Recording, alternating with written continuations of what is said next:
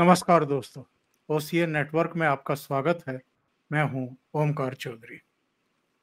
पीयूष गोयल का जर्मनी से Berlin dialogue से एक बहुत जबरदस्त बयान आया है।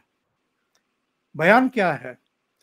उन्होंने कहा है कि हम बंदूक की नोक पर समझौता नहीं करते हैं, हमें कोई हड़बड़ी नहीं है। उनका यह भी कहना है कि हम समझौता तभी करेंगे जब वो पूरी तरह संतुलित होगा और भारतीय हितों की जिसमें रक्षा होगी। सबसे महत्वपूर्ण बात क्या कही है पीयूष गोयल ने?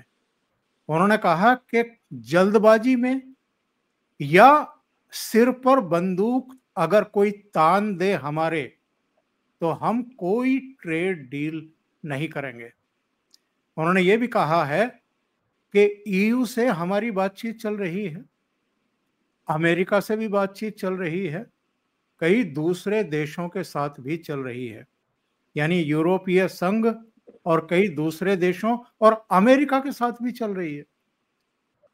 और हम ये सोच करके कभी समझौता नहीं करते कि कौन हमारा मित्र है, कौन करीबी मित्र है, या कौन किसके साथ, मतलब भारत के किस तरह के रिलेशन है। हमारी सर्वोच्च प्राथमिकता केवल और केवल ये है कि हमारे राष्ट्रीय हित कहां सुरक्षित हैं। अमेरिका से हमारे साथ जुड़ रहे हैं आदित्य सत्संगी साहब। उन्हीं से समझने की कोशिश करते हैं। एक तो ये घटनाक्रम है, इसका मतलब क्या है, इसके संदेश क्या हैं, और डोनाल्ड ट्रंप ने इधर दिवाली पर जो प्रधानमंत्री से बात की और उसके बाद वहां बैठ करके जो बयानबाजी की, उसका अलग से हमारे विदेश विभाग ने खंडन किया है कि ये जो डोनाल्ड ट्रंप कह रहे हैं कि 40% ईंधन खरीद में कटौती कर देगा रूस के साथ भारत, ये ऐसा कोई आश्वासन, कोई वादा प्रधानमंत्री नरेंद्र मोदी ने डोनाल्ड ट्रंप से नहीं किया है। यानी बार बार वो या तो गप मार रहे हैं या जानबूझ करके इस तरह की हरकत कर रहे हैं ताकि डोमेस्टिक पॉलिटिक्स में नरेंद्र मोदी को नुकसान हो, वो प्रेशर में आए और फिर उनकी बात मान लें। इसके अलावा भी 2-3 मुद्दे हैं, उन पर भी चर्चा करेंगे। सीधे जोड़ लेते हैं सत्संगी जी को और फिर चर्चा को आगे बढ़ाते हैं। बहुत स्वागत है आदित्य जी, नमस्कार। नमस्कार आपको और आपके दर्शकों को नमस्कार, और thank you for inviting me again. Thank you so much, most welcome.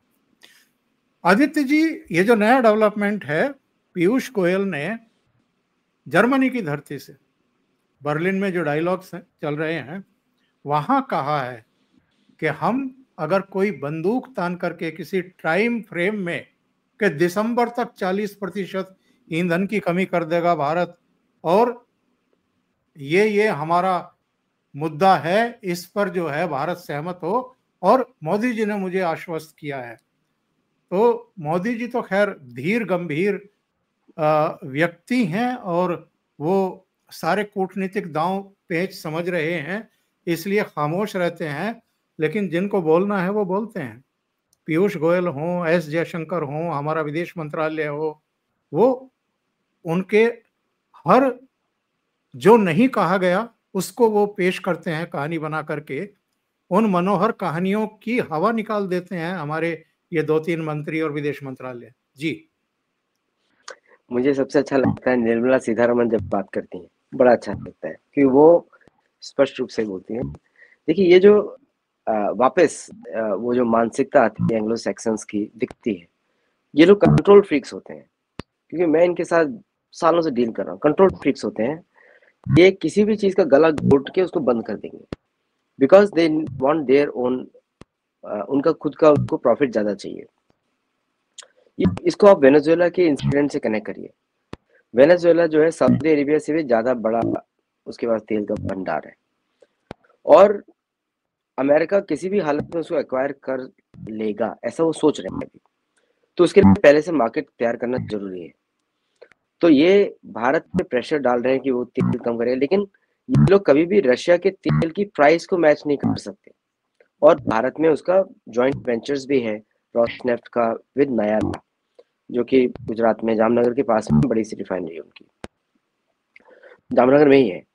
तो द पॉइंट इज कि ये प्रेशर टैक्टिक्स है, और प्रेशर टैक्टिक्स में उनको उसी तरह जवाब देना चाहिए जो पीयूष गोयल जी दे रहे हैं।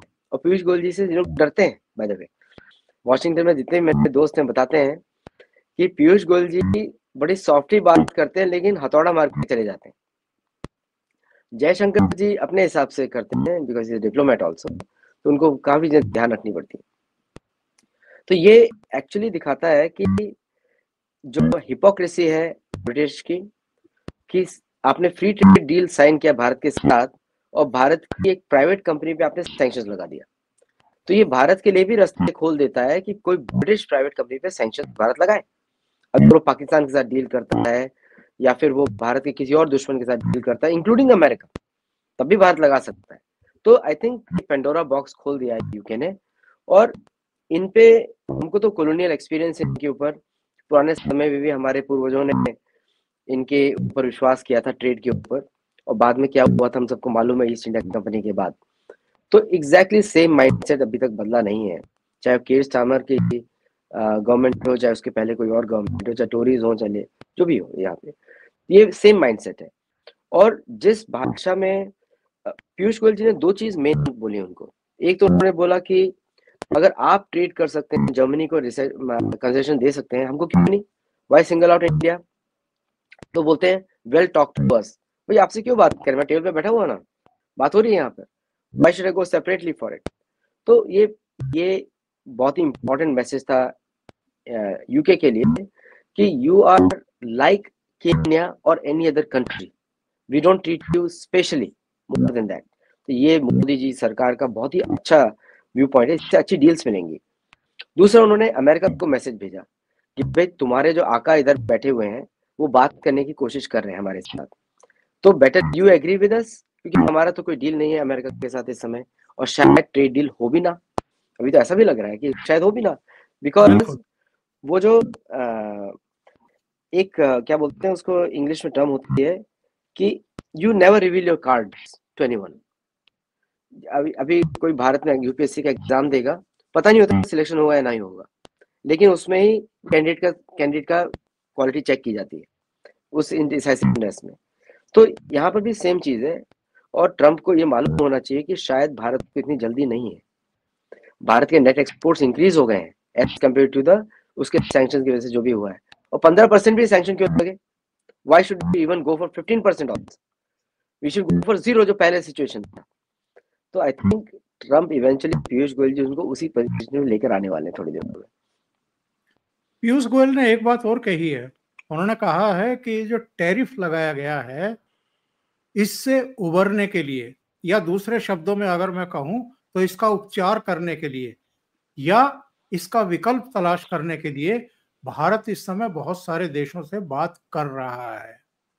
यानी भारत पहले वाला भारत नहीं है कि हाथ पर हाथ रख करके बैठा है या अनुनय विनय की मुद्रा में है कि साहब ट्रम्प साहब सोच लीजिए, हमारे बारे में कुछ सोच लीजिए, इस तरह की बात करे, या हमारी फला इंडस्ट्री जो है अरे वो तो बर्बाद हो जाएगी।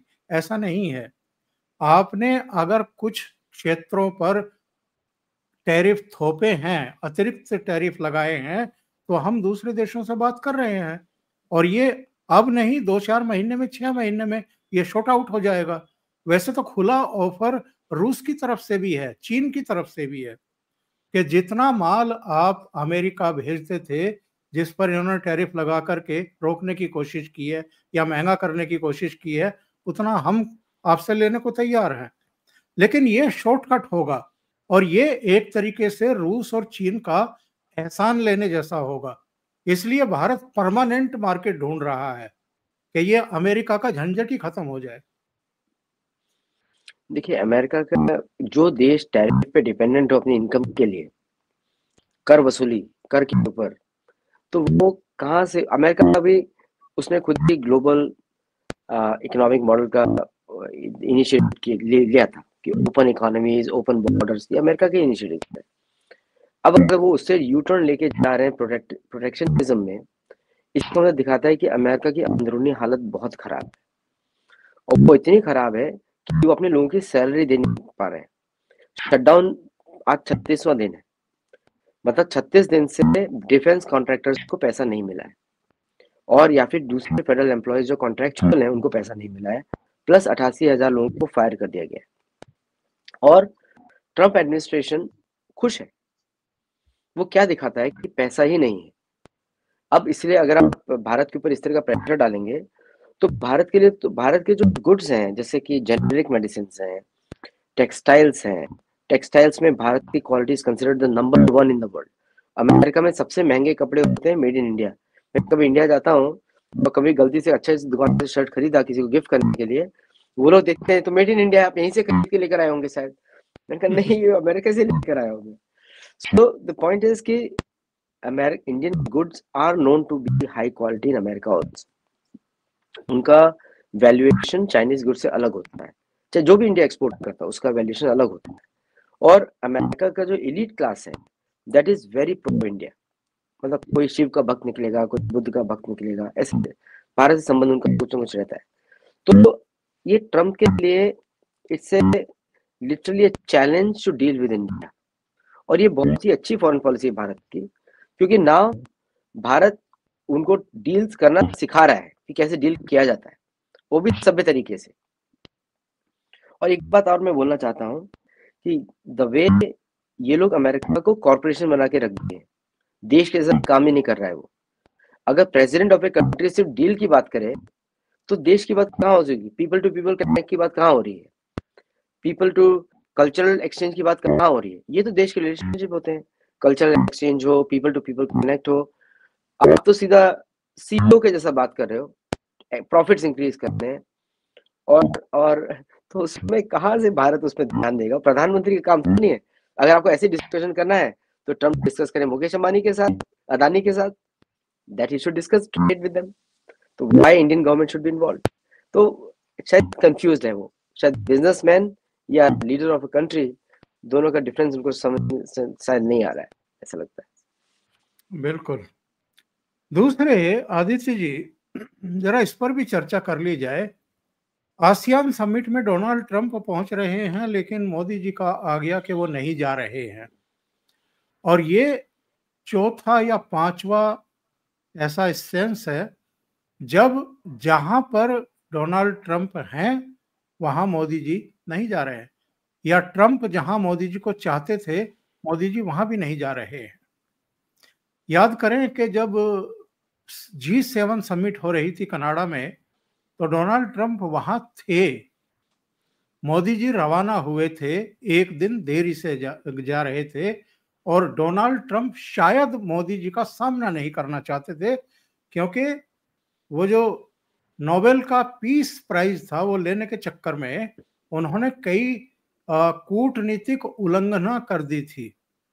उन्होंने पाकिस्तान और भारत के बीच में सीज फायर का अपनी तरफ से ऐलान कर दिया था, जबकि जो सामरिक सहयोगी होते हैं उनको भारत ने बताया था कि हम आज शाम 5 बजे से ये सीज फायर करेंगे।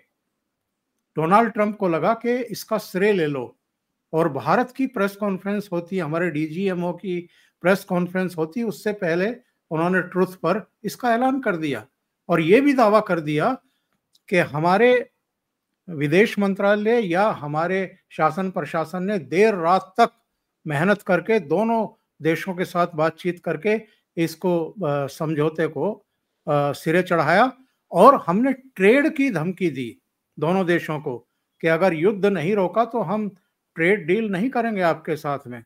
यानी उन्होंने ये भी नहीं सोचा कि डोमेस्टिकली कितनी प्रॉब्लम हो सकती है मोदी जी को। चलो पाकिस्तान का तो कुछ नहीं है, वहां तो जैसी सरकार है और जैसे मिलिट्री रूल करती है वो है, लेकिन इन्होंने जो कूटनीतिक एक रेखा होती है उसका उल्लंघन किया। तो मोदी जी बहुत नाराज थे, और कनाडा में आमना सामना होता तो वो आंखों में आंखें डाल करके बात करने वाले थे ट्रंप से कि आपको कब चौधरी बनाया हमने, आपको कब मध्यस्थ की भूमिका दी जो आपने इस तरह के ऐलान अपनी तरफ से कर दिए। ये भारत और पाकिस्तान के बीच का मामला है। पहले भी हम जो आपसी मामले हैं उनको आपस में बातचीत करके हल करते रहे। तीसरे देश की तो कोई भूमिका ही कभी नहीं रही है। दूसरी बात, इन्होंने डेड इकोनॉमी बताया भारत को। इसके अलावा इन्होंने आसिम मुनीर को, जो पहलगाम जेनोसाइड के साजिशकर्ता माने गए, प्रेरक माने गए, उनको व्हाइट हाउस में बुला करके लंच कराया।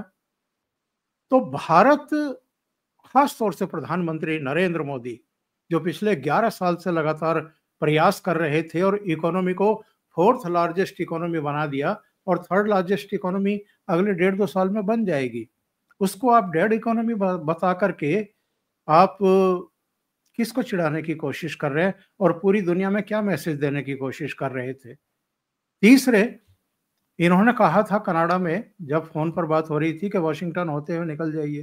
प्राइम मिनिस्टर नहीं गए। फिर गाजा पीस समिट में इन्होंने बुलाने की कोशिश की, प्रधानमंत्री नहीं गए। यूएन समिट को संबोधित करना था सितंबर लास्ट वीक में, प्रधानमंत्री ना जाकर के उन्होंने एस जयशंकर को भेज दिया। और अब आसियान समिट में भी नहीं जा रहे हैं।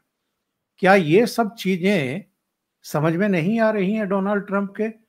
इन्होंने 75th बर्थडे पर फोन किया, फिर दिवाली ग्रीटिंग्स देने के लिए फोन किया और दोनों बार गलत बयानी की, झूठ बोले कि मोदी जी ने ये कहा, मोदी जी ने ये वादा किया, भारत 40% तेल आयात खत्म कर देगा दिसंबर तक रूस से, जबकि हमारे विदेश मंत्रालय को दोनों बार खंडन करना पड़ा। ये लगातार इस तरह की बयानबाजी कर रहे हैं। इसी का नतीजा है कि मोदी जी इनको झटके पर झटका दे रहे हैं। एक्चुअली क्या है कि अगेन इन लोगों को, जैसे हम लोग एक्सपेक्ट करते हैं कि ये अपने कथनों के बारे में सोचेंगे, ऐसा है नहीं इधर। मतलब लज्जा नाम का या शर्म नाम का कुछ है नहीं। तो उसमें इन लोगों को समझ में नहीं आता है, बिकॉज एक यूनिक एंग्लो सैक्सन प्राइड है कि हमने बोला है तो हम भारत को ऑर्डर करेंगे, भारत को ये करेंगे। अब देखिए, इसमें बड़े इंपॉर्टेंट इंसिडेंट्स हैं कि अगर आपने देखा होगा पिछले 70 साल का अमेरिकन फॉरेन पॉलिसी, वो स्टेट डिपार्टमेंट चलाता है। पहली बार ऐसा हुआ है कि स्टेट डिपार्टमेंट पे इन्होंने बिठा दिया मार्को रूबियो को, जो कि इनका चापलूस है। अगर वो बैठता नहीं तो शायद वो बाद में शायद उसको give a chance in Florida again, Ron DeSantis के बाद। तो ये पूरा एक डोमेस्टिक मागा क्राउड को एड्रेस करने का इनका पॉलिसी है। मागा क्राउड ये प्रोटेस्टेंट क्राउड है, और ये जो प्रोटेस्टेंट क्राउड है ये यूनिकली ब्रिटिश जैसा बिहेव करता है, ओल्ड ब्रिटिश, कॉलोनियल ब्रिटिश, कि हमको व्हाइट ओनली कंट्री चाहिए। यहाँ तक कि नेटिव अमेरिकन भी नहीं चाहिए, जो कि यहाँ के मूल निवासी हैं, 20 मिलियन है, 2 करोड़ लोग हैं। तो ये उस क्राउड को संबोधित करते हैं हमेशा, और वो क्राउड इकोनॉमिकली मोस्ट बैकवर्ड है। अमेरिका की जो 65% जीडीपी है वो डेमोक्रेट स्टेट से आती है, और मैं नाइदर डेमोक्रेट हूँ मैं रिपब्लिकन, ठीक है, तो मैं दोनों साइड से इंडिपेंडेंट हूँ। तो वो जो क्राउड है उनका, जो छोटा सा जो क्राउड है, जो उनका वोटर बेस है, वो इस तरह की बातें सुनना चाहता है कि आज मैंने इसको दबाया, आज मैंने इसको मारा, आज मैंने इसके साथ ऐसी बात करी। आप इनका पूरा कैबिनेट देखिए, कैरन लेविट, पैम बॉन्डी, जितना भी है, पहले तो सारी मिस कोलोराडो मिस, सारी मिस है, और दूसरा they are all coming from the same background, सारी की सारी। वहां पे लॉजिक और रीजनिंग से बातें नहीं होती। दूसरा, भारत के जब भारत के विषय पे आते हैं, और भारत और पाकिस्तान का विषय, ये ओल्ड कॉलोनियल माइंडसेट है कि भारत और पाकिस्तान को इक्वली ट्रीट करना। ये अमेरिकन फॉरेन पॉलिसी ने छोड़ दिया था, ये स्टेट डिपार्टमेंट की फॉरेन पॉलिसी नहीं है। लेकिन हमको और आपको उससे क्या मतलब, क्योंकि आपका प्रेसिडेंट जो बोलेगा हम उसी को फॉरेन पॉलिसी मानेंगे। तो नाउ ये जो प्राइम मिनिस्टर मोदी को फंसाने की कोशिश कर रहे हैं, आपने बिल्कुल सही बोला कि उनका डोमेस्टिक कॉन्स्टिट्यूएंसी पे अटैक है वो प्राइम मिनिस्टर मोदी के। और कंसिस्टेंटली जब आप डेस्परेशन दिखा रहे हैं, मुझसे आके मिलो, मुझसे बात करो, they again want to prove to the domestic constituency कि मैंने मोदी को भी झुका दिया। और दूसरा, there can be other conspiracies also which I don't want to touch. क्यों, आप सबको मालूम ही है कि मलेशिया से MS-370 निकला था, गायब हो गया। बोइंग 777 भारत का Air Force One is also Boeing 777. Okay, MH17 जो गिराया गया था वो भी मलेशियन एयरलाइंस था, और उसके पीछे ही मोदी जी का प्लेन भी था, तो दैट वाज आल्सो Boeing 777. तो Malaysia is notorious for Boeing 777 vanishing. दोनों मलेशियन एयरलाइंस थी, और बाद में किसी को पता भी नहीं लगा कि वो अटैक किसने किया था. रशिया ने डिनाई किया, यूक्रेन ने डिनाई किया, तो किसने वो प्लेन गिराया MH17, और उसके पीछे तो भारतीय प्रधानमंत्री का प्लेन था. तो there are many things there which prime minister Modi cannot trust this man. American भी ट्रस्ट नहीं करते. प्राइम मिनिस्टर मोदी हैज, देखना पड़ेगा, भारत इज सर्वोपरि उनके लिए तो. और भारतीयों के लिए भी वो जो पुराना जो वो जो था ना एफिलिएशन था अमेरिका के साथ, वो खत्म हो गया, टूट गया है. बिल्कुल, वो दिखता भी है. तो आई थिंक मल्टीपल फैक्टर्स में अगर देखा जाए इसको पूरे इंसिडेंट्स में, बाकी चीजें आपने बोली थी कि भारत के लिए कोई भी समिट इस व्यक्ति से करना खतरे से खाली नहीं है. बिकॉज ये जो लूज टॉक, बदतमीजी से बात करना या विम्सिकली बात करना या फिर लोगों को नीचे दिखाना हैज बिकम द हॉलमार्क. और जब भी किसी को फ्रेंड बोलते हैं ना, मैं तो बड़ा हंस रहा था. मैंने कहा मोदी जी को आप जानते नहीं, आप जितनी बार फ्रेंड बोलेंगे वो भी आप उतनी बार फ्रेंड बोलने वाले हैं. Okay, so it's is reciprocation, doesn't mean anything. अगर आप यू डोंट मीन एनीथिंग, वो भी डजंट मीन एनीथिंग. तो भारत के दोस्त कम ही रहेंगे, क्योंकि एज भारत जब ग्रो करेगा तो these people are competitors, not partners. अभी तो चूंकि इन्होंने डोमेस्टिक पॉलिटिक्स में प्रधानमंत्री नरेंद्र मोदी को लेट डाउन करने की कोशिश की, नुकसान पहुंचाने की कोशिश की, इसके बावजूद वो हर चुनाव को बहुत चुनौती की तरह लेते हैं. देखिए, आप लोकसभा चुनाव में थोड़ा सा नुकसान हुआ उनको, 240 पर बीजेपी अटक गई, यानी 32 सीटें कम रह गई इंडिपेंडेंटली बहुमत से. फिर भी एक मजबूत सरकार वो चला रहे हैं, और उसी गति से चला रहे हैं जितनी गति से 2014 और 2019 में उनकी सरकार बनी थी पूर्ण बहुमत वाली, उसी तरीके से चला रहे हैं. अब जो लोकसभा चुनाव के बाद 5 राज्यों के चुनाव हुए हैं, उनमें 4 राज्यों में बहुत बेहतरीन प्रदर्शन बीजेपी का रहा है. 3 राज्यों में उसने सरकार बना ली, हरियाणा, महाराष्ट्र और दिल्ली में, और जम्मू कश्मीर में उसका शानदार प्रदर्शन रहा.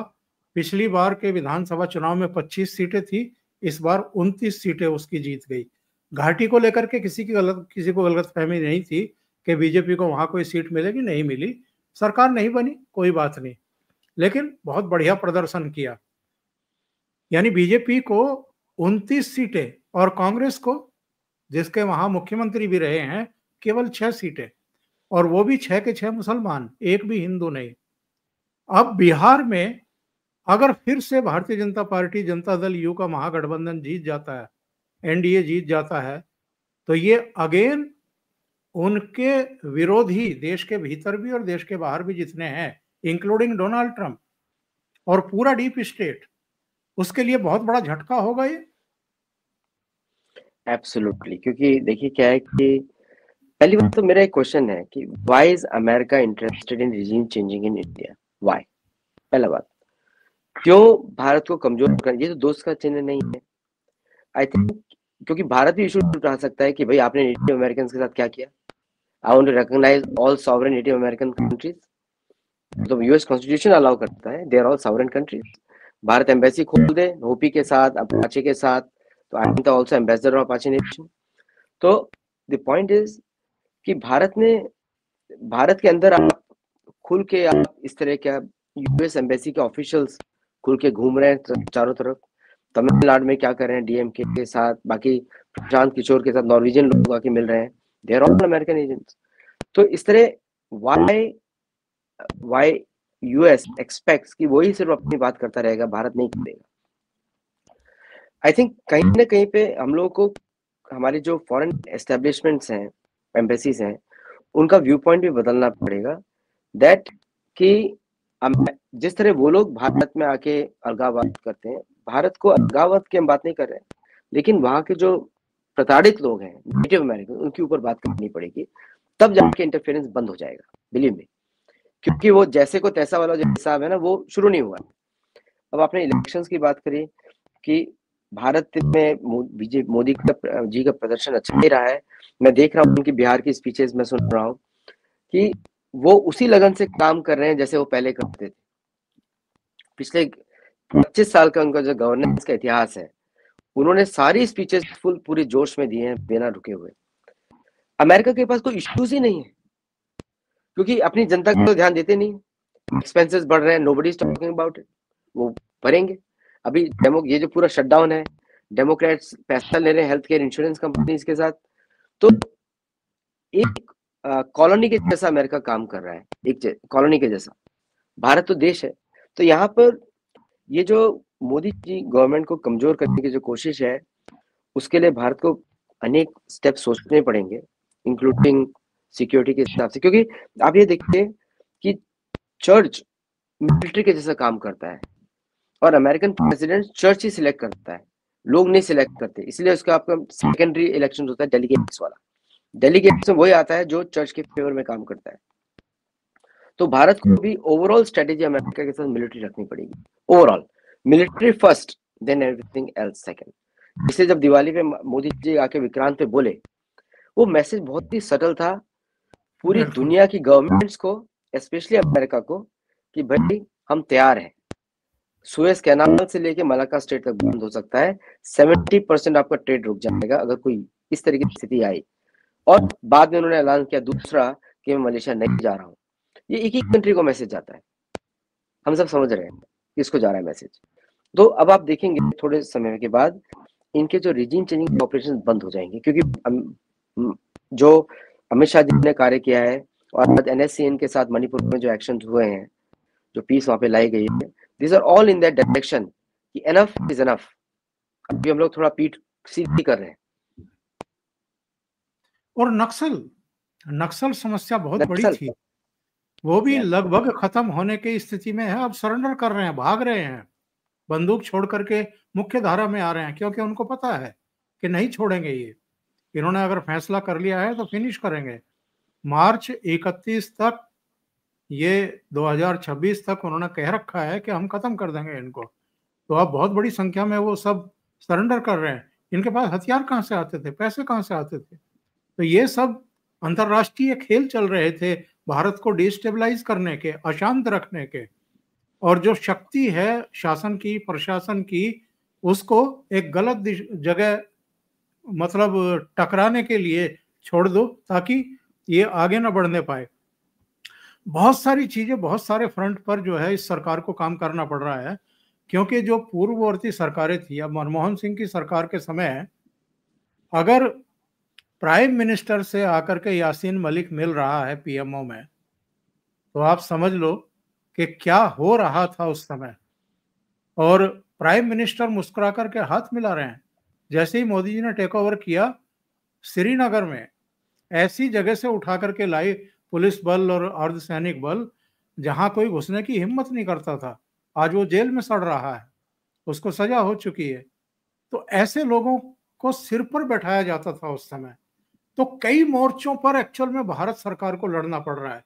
PFI जैसे संगठनों को बैन करना पड़ा, उनके सारे दस्तावेज जब जब्त किए गए बिहार में एक जगह से, पता लगा कि 2047 तक मोदी जी तो भारत को डेवलप कंट्री की कतार में लाके खड़ा करना चाहते हैं और वो इस्लामिक स्टेट बनाना चाहते हैं 2047 तक। तो ये सब बहुत बड़ी साजिशें रची जा रही थी, एक एक करके सारे मोर्चों पर इनको जूझना पड़ रहा है।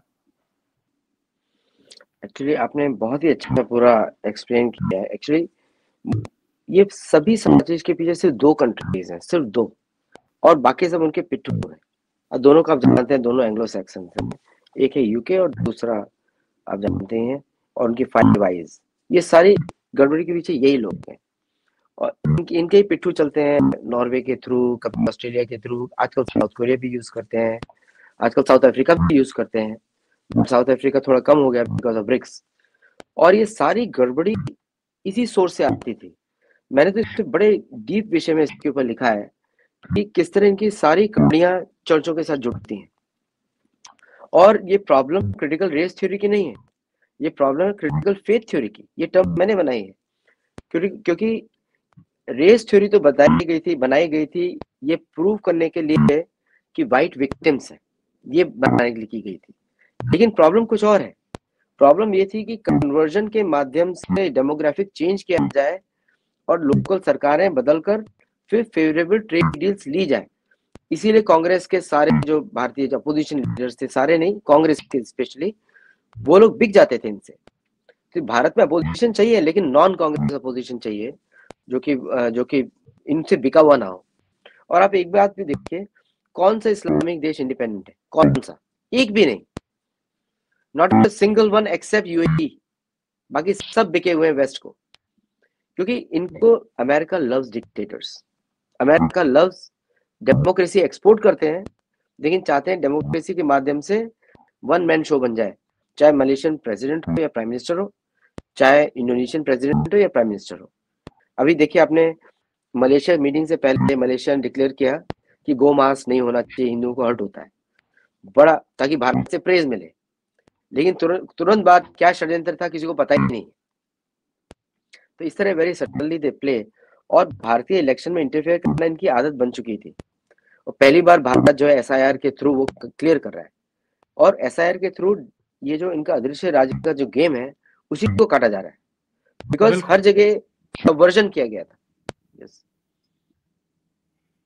सही कह रहे हैं। और ये क्या हुआ है आदित्य जी, जरा इस पर भी रोशनी डालिए।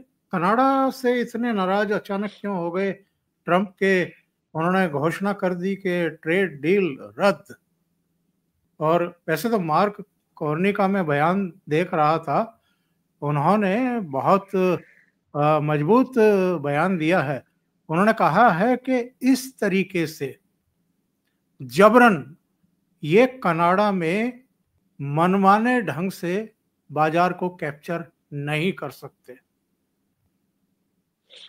एक्चुअली चर्च ऑफ इंग्लैंड ने दोनों के बीच संधि कराई थी 3 हफ्ता पहले। अब चर्च ऑफ इंग्लैंड को मालूम ही नहीं है कि डोनाल्ड ट्रंप तो अपने हिसाब से मन पे काम करते हैं।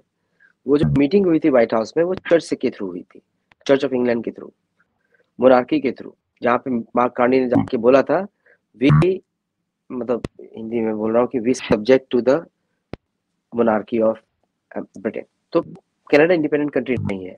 85 में उसकी इंडिपेंडेंस हुई थी, लेकिन वापस वो वहीं पे चला गया। अमेरिका भी इंडिपेंडेंट कंट्री नहीं है, क्योंकि 78 में वापस वो चर्च के सामने वापस चले गए। अब ये जो कनाडा के साथ जो डील है, ये एक अभी तो अमेरिकन मीडिया उसको हाईलाइट कर रहा है बार बार कि रोनाल्ड रीगन को स्टेटमेंट टैरिफ वाला एक्चुअल स्टेटमेंट था, वो रोनाल्ड रीगन ने दिया था उस परिप्रेक्ष्य में, क्योंकि उस समय यूएसएसआर और यूएस का कोल्ड वॉर चल रहा था, पीक पे था, और उन्होंने तब वो स्टेटमेंट दिया था क्योंकि दोनों कंट्रीज टैरिफ लगा रही थी, तो चाहते थे कि टैरिफ यूएसएसआर का भी कम हो और इनका भी कम हो।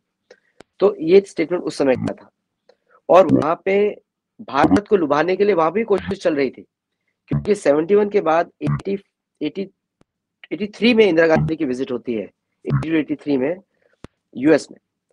तो वो उस विजिट में इंदिरा गांधी बोलती हैं कि we are an old civilisation, you are a new country, we will survive, you won't, जो बाद में अभी चाइनीज फॉरेन मिनिस्टर ने भी बोला, वैंग यी ने।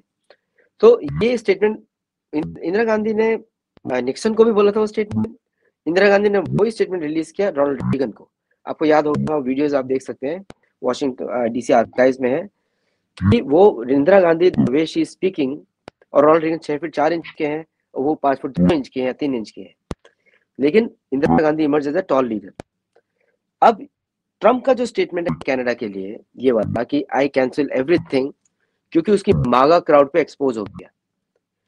बहुत सारे कैनेडियंस और मागा क्राउड जो कि जिनका बर्थ कनाडा में हुआ है लेकिन सिटीजनशिप अमेरिकन है, इंक्लूडिंग टेड क्रूज।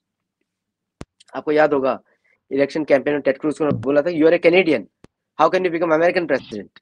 और टेड क्रूज अभी प्रेसिडेंशियल कैंपेन के लिए 2028 में खड़ा होने वाला है।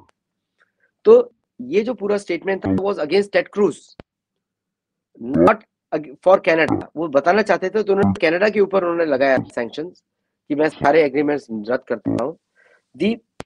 The message to the Canada was कि you can be changed at any point of time, और तुम्हारा यहाँ पे काम नहीं चलने वाला। और ये बात भी बिल्कुल सच है कनाडा और Mexico can not exist independent of American economy. ये बात भी सच है। तो इनको मालूम है अगर प्रेशर डाला तो Canadians will be out of business, लेकिन चर्च ऑफ इंग्लैंड वापस यहाँ पे इंटरफेयर करेगा और इन लोगों का ट्रेड डील वापस होगा। अभी मैं आंकड़े देख रहा था, 79 लाख करोड़ का बिजनेस है कनाडा और अमेरिका के बीच में। करेक्ट। अमेरिका के दो बड़ा बड़े ट्रेड पार्टनर्स हैं, number 1 is Mexico, number 2 is Canada and number 3 is China में भी। आदित्य जी, बहुत बहुत धन्यवाद। बहुत ही महत्वपूर्ण मुद्दों पर चर्चा हुई है और आपने हमारे दर्शकों को उनकी डिटेल समझाने की कोशिश की है, उसके पीछे क्या है तो ये भी बताने की कोशिश की है। दर्शकों से निवेदन है कि अगर आपको ये वार्तालाप अच्छा लगा है तो लाइक करना ना भूलें और इस वीडियो को फॉरवर्ड करें, शेयर करें। अभी तक अगर आपने ये चैनल सब्सक्राइब नहीं किया है तो सब्सक्राइब कर लें और साथ में लगे बेल आइकॉन को, और बेल आइकॉन में भी ऑल वाला बटन दबाएं ताकि जितने भी आगे वीडियो आए, प्रोग्राम आए, उनका नोटिफिकेशन आप तक जरूर पहुंच जाए। आदि जी, बहुत बहुत धन्यवाद जुड़ने के लिए। Thank you so much. नमस्कार।